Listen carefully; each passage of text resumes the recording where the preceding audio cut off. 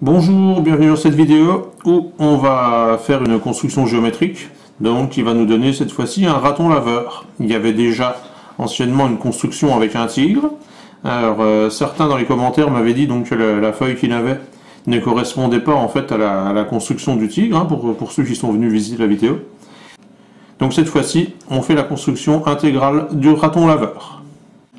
Alors pour les explications, je vais faire les tracés moi en appuyant suffisamment sur mon crayon de papier, et ensuite les tracés au compas je les ferai avec un stylo bille.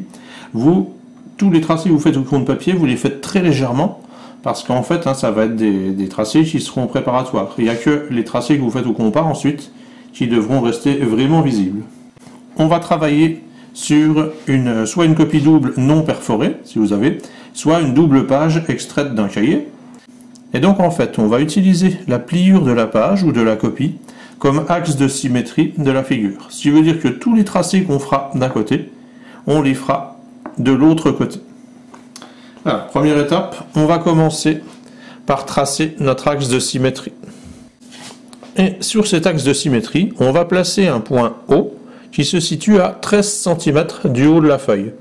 Alors, si on a besoin d'ajuster un petit peu, on change à 13 cm, c'est un ordre de grandeur. On s'arrange en fait pour tomber sur un des interlignes de la feuille. Ça permettra de faciliter certains tracés ensuite.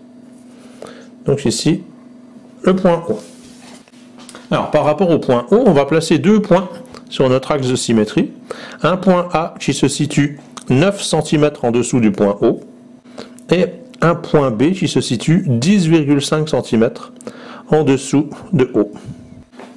Ensuite, on va placer un point qu'on ne nomme pas, toujours sur l'axe de symétrie, 1,9 cm en dessous de O. Donc ici, on va se situer entre deux interlignes.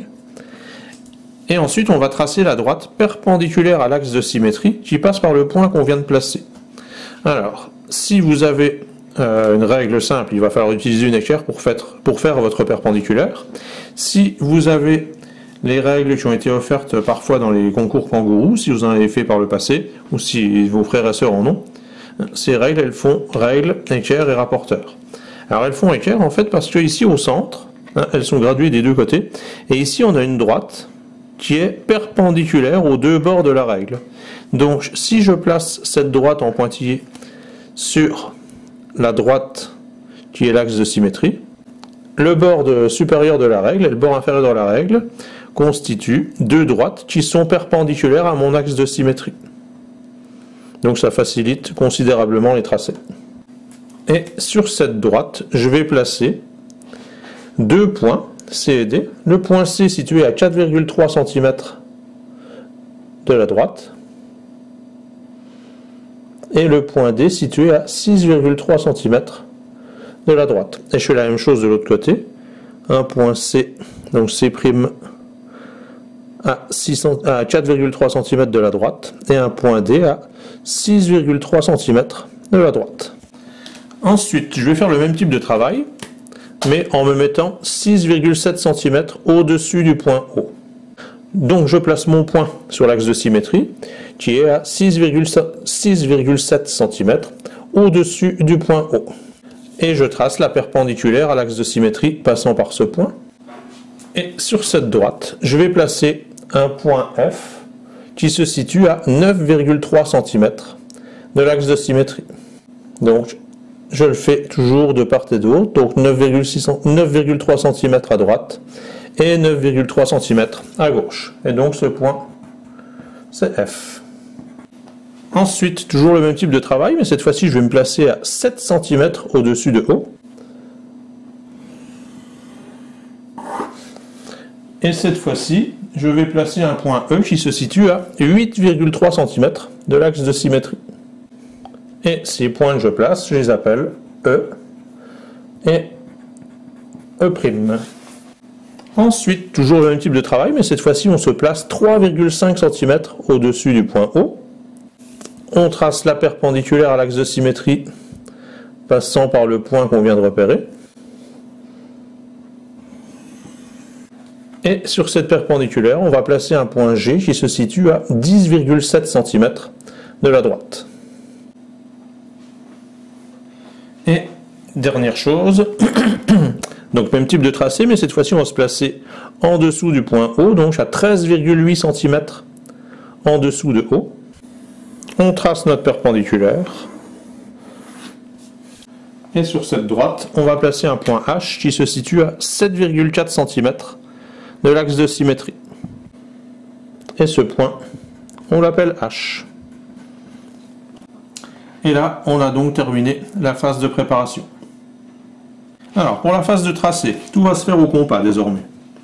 Donc, premier cercle qu'on va tracer, c'est un cercle de centre B de rayon 2 cm. Je prends donc un écartement de 2 cm au compas, je pique sur le point B, et je trace mon cercle. Deuxième cercle que je trace, toujours de centre B, mais cette fois-ci de rayon 3,1 cm. Je prends donc 3,1 cm d'écartement de mon compas, je pique toujours sur le point B, et je trace mon deuxième cercle. Alors ensuite, on va tracer des cercles de centre H et H' et de rayon 5 cm. Je prends donc 5 cm d'écartement sur mon compas, et je ne vais pas avoir besoin de tracer les cercles complets. En fait, je vais prolonger un petit peu. Je vais tracer des arcs de cercle qui viennent prolonger le cercle que j'avais tracé juste avant.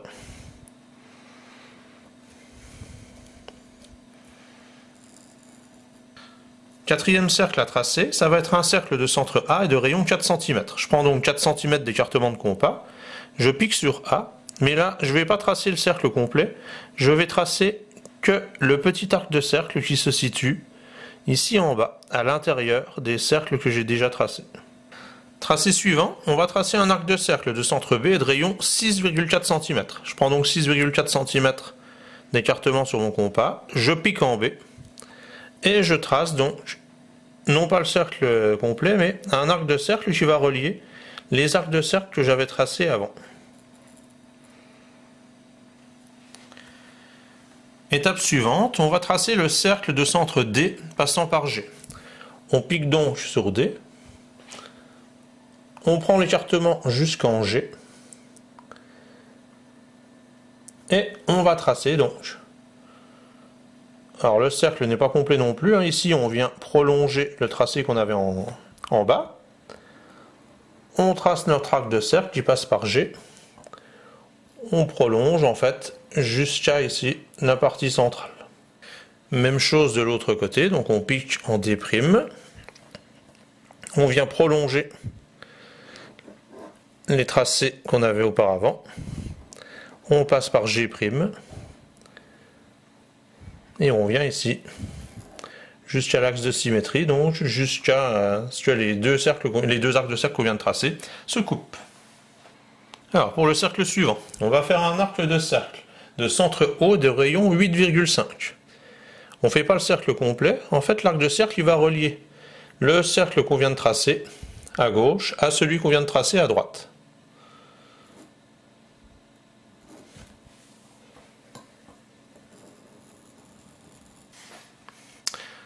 Ensuite, on va tracer les yeux, donc un cercle de centre C et de rayon 1,5 cm. Je prends donc un écartement de 1,5 cm, je pique en C et je trace le cercle. Donc cette fois-ci le cercle complet.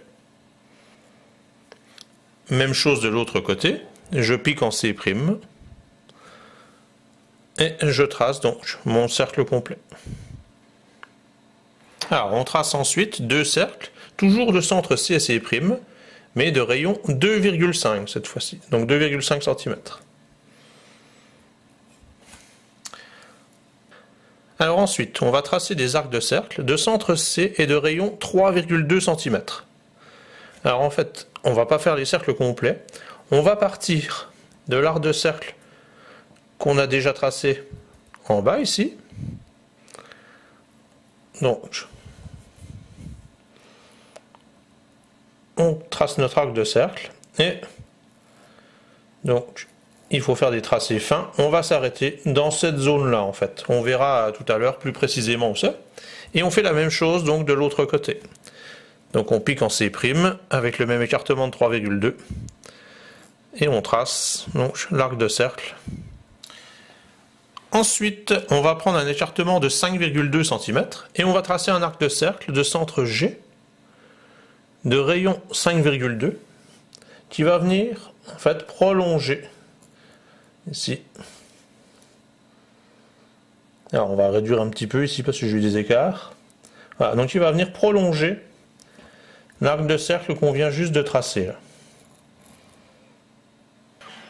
Donc si vous avez un petit écart, vous prenez 5,1 au lieu de 5,2, c'est pas bien grave, on peut en avoir à force de faire les tracés.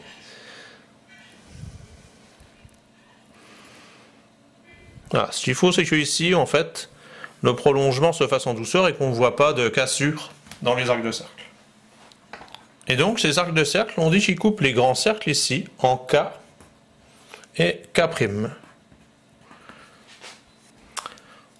On va tracer maintenant des arcs de cercle de centre K et K' et de rayon 12,4 cm. Donc je prends un écartement de 12,4, je pique sur K et je vais tracer l'arc de cercle qui est à l'intérieur ici du visage. Voilà, et on s'arrête ici.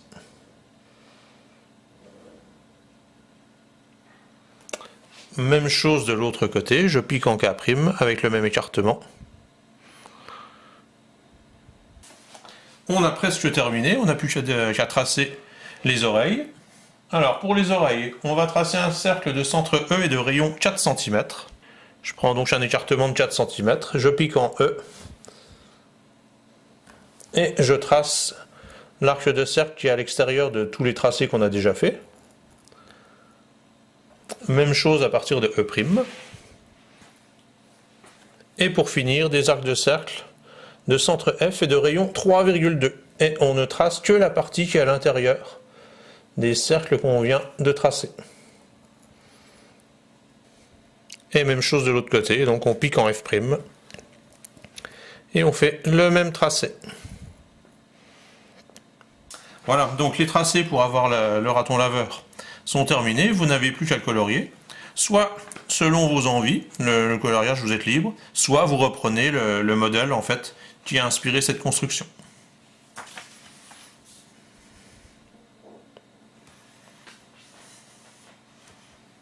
Alors ici, dans mon coloriage, moi j'avais fait une toute petite erreur, c'est que cette partie noire, normalement, elle doit s'arrêter au niveau de notre arc de cercle gris.